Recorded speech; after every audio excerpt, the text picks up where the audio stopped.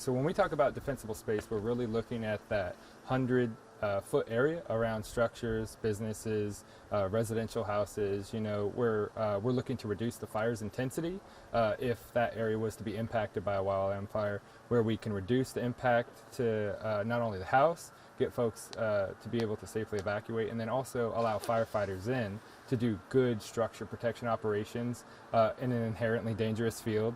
Firefighters doing that structure protection, having that reduced intensity around those structures is really going to allow them to do some better work when it comes to protecting or saving structures, saving your homes or whatnot. But defensible space, it looks at all of those components in and around that 100-foot area. So dead and dying material on the ground, limbing up trees, again, really looking to reduce the fire's intensity as it approaches a structure, and then also allow some of those life safety components, getting folks evacuated, getting firefighters in, and then in the circumstances where firefighters weren't able to get into that area, that the structure would be resilient on its own because you've reduced kind of that fuel loading and those ignition sources in and around the house. One of those kind of really informational pieces, kind of facts that we like to talk about is over 70% of structures lost during wildfire are to what we call ember intrusion, caused by embers being basically carried up to 3 miles and finding receptive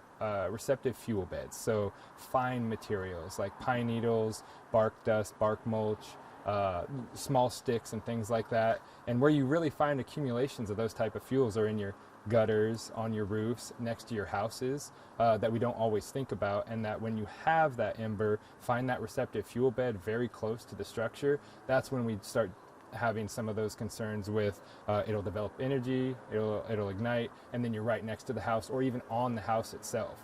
When there's lots of smoke and fire going on from the actual fire front itself, effectively mitigating or removing those fuel sources is really going to help us. So the other thing is limbing up trees, removing dead branches, from trees in that 100-foot area are really going to eliminate the ability from the fire to go from a ground cover, kind of, we'll call it a grass fuel fire, up into the crowns and canopies of the trees. So we really look around that 6-foot mark to eliminate limbs, branches that are low-hanging, anything low-hanging around structures as well, branches touching the roof. Those are all good opportunities for fire to enter a home, and we want to really keep folks home resilient to that type of stuff. So doing some of those small, easy, actionable items like cleaning gutters, cleaning off your roofs, of keeping them free of debris. The area right around that 5-foot mark around the structure is super important, as well as the 100-foot. But bark mulch pushing right up against the side of houses, those are some of our concern areas when we talk about oncoming wildfire.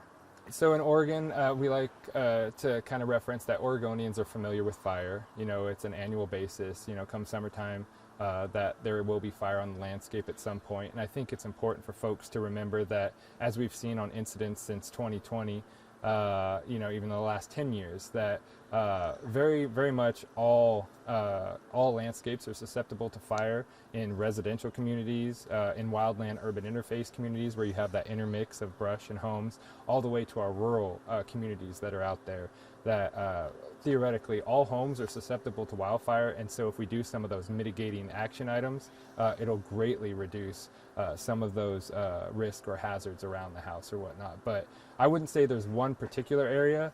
If you have vegetation, if you have grass, if you have those, again, opportunities to increase some of those defensible space components, we absolutely advocate folks do it.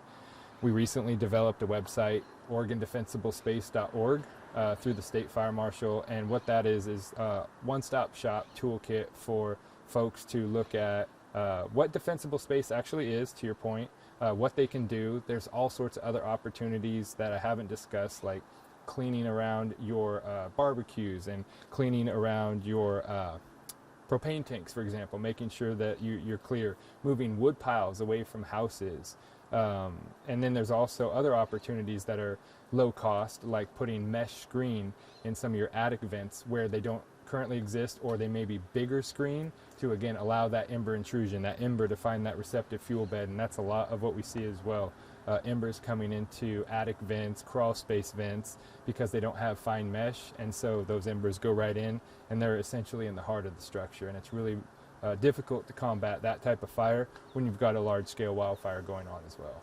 When fire folks are going into those communities, we call it structural triage, evaluating those structures for their defensibility. They're looking at how they can improve, depending on how fast the fire is moving and whatnot, but they're really evaluating those structures, or if they have time, improving some of those defensible space kind of characteristics that we've talked about, assisting with limiting up trees and stuff. I wouldn't say that there's necessarily nowhere firefighters won't go, but everything is an evaluation and it's all time dependent. So if they're able to get to a structure that needs some additional defensible space work, some triage work, and they have the time, they'll probably end up, putting in that time. But if that fire is really fast moving, they aren't able to.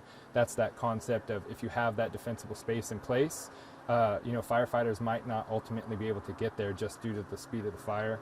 And hopefully that structure is able to withstand the fire, be a little bit more resilient if it has all those defensible space characteristics. Defensible space is ongoing. We're doing it all year round, but where we get the most work done is going to be in those winter months, right?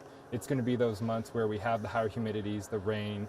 We're able to use power tools versus, in the middle of summer during the afternoon, where you're introducing potentially an ignition source to an environment that's susceptible to fire.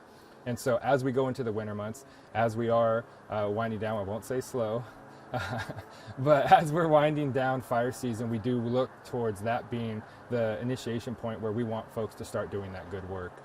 Start early, do it throughout the winter, so come next fire season, they're better prepared. And even if they do one activity or one mitigation measure a month, they've got a good time frame to complete that work. The last thing I just wanted to provide is the Oregon State Fire Marshal recently rolled out the website, OregonDefensibleSpace.org, July 1st. With that, we are offering free assessments, defensible space assessments, to members of the public for their home, their rental property, their commercial business, whatever it may be, to provide one-on-one recommendations on what they should do or could do to improve kind of the resiliency of their structure. And so through that website portal, between our office and the fire service, just depends on who the service provider will be, we'll come out and do those defensible space assessments for them. It's an app we have where the fire service professional will come do the assessment and then email a PDF copy of the results of that assessment to the person, so they have kind of documented action items that they can say, okay, I'll do this one says clear around the barbecue, this one says move the wood pile, and they can take it on their time, what they're available or able to do, and kind of be successful. But it gives them that one-on-one evaluation versus folks just hearing about it or reading about it. This is one-on-one interaction with tangible results from the assessment on their property.